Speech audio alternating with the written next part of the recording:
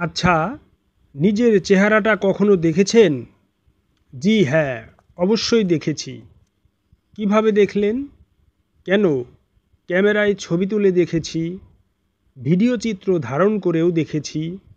এছাড়াও আয়নার মাঝে আমি আমার চেহারা প্রতিনিয়তই দেখছি। আচ্ছা ভাই, আসলেই কি আপনি আপনার চেহারাটা দেখেছেন? আজব প্রশ্ন। বললামই তো, দেখেছি এবং কিভাবে দেখেছি তাও বললাম। আচ্ছা, এবার আমি যদি বলি আপনি আপনার চেহারা কোনোদিনও দেখেন নাই, তবে কি বলবেন? ধুর মিয়া, তুমি একটা পাগল। যাই হোক, বলেন তো আপনি আসলে কি বলতে চাচ্ছেন? আমি যেখানে বলছি আমি আমার চেহারা দেখেছি, কিন্তু আপনি বলছেন দেখি নাই। তবে বলুন তো আপনি কি বলতে চান? তবে শুনেন ভাই, আপনি আপনার চেহারা ক্যামেরা বা আয়না ছাড়া দেখেন নাই। একটি বারও কি আপনার মনে এই প্রশ্ন উদিত হয় নাই, আমি কেন কোনো মাধ্যম ছাড়া আমার নিজের চেহারাটা নিজেই দেখতে পারি না? কখনো কি আপনি ভেবেছেন নিজেকে নিজে দেখা যায় কি না?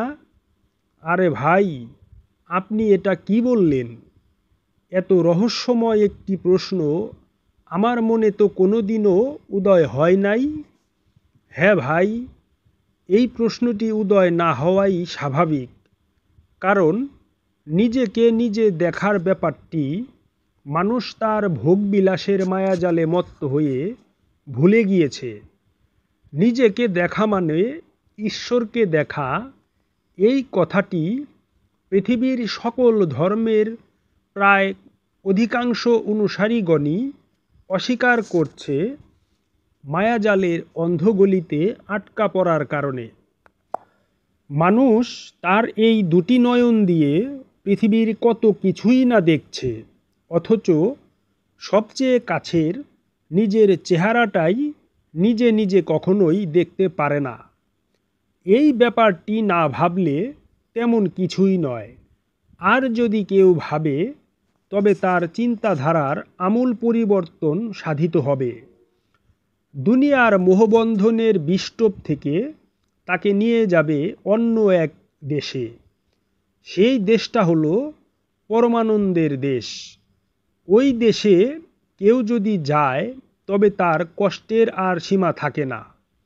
তবে তার এই বিষয়মোহ বর্জনের যে কষ্ট, সেই কষ্ট ভোগের মাঝেও সে পাবে পরমানন্দ। সে হারিয়ে যাবে নিত্যধামের রহস্যলোকে। বিষয়মোহ বিবর্জিত ভাব অর্জনের ফলে দুনিয়ার ভোগবিলাস এখন আর তার মোটেও ভালো লাগে না। আপন সুরত দর্শনের নেশায় তার মাঝে যে ভাবের উদয় হয়েছে, সেই ভাবের কারণেই সে এখন ভোগের মধু খায় না, বরং ত্যাগের বিষ পান করে। আপন সুরত আপনি যখন দর্শন হয়, তখনই সে তার এই ধরাধামে আসার সার্থকতা খুঁজে পায়।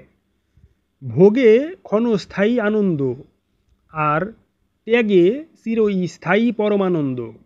এটা শুধুমাত্র তারাই জানে যারা আপন সুরত আপনি দর্শন করেছেন।